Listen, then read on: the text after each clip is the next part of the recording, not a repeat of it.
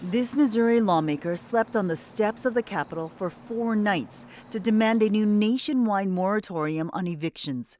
For Cori Bush, this was personal. What I also understand is what it's like to get an eviction notice.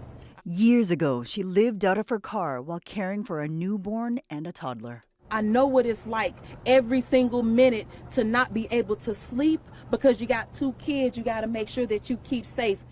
During the pandemic, millions of Americans have been at risk of losing their housing. The Centers for Disease Control put a freeze in place last year to help people isolate and limit the influx into shelters. But the ban was recently deemed unconstitutional and left to expire.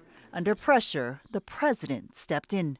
I've indicated to the CDC I'd like them to look at other alternatives. Citing the new Delta variant, the CDC ordered a new 60-day freeze on evictions, but only in areas with high rates of infection.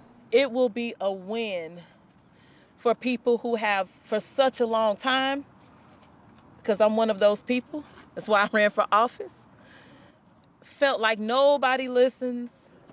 This won't help Luis Vertente.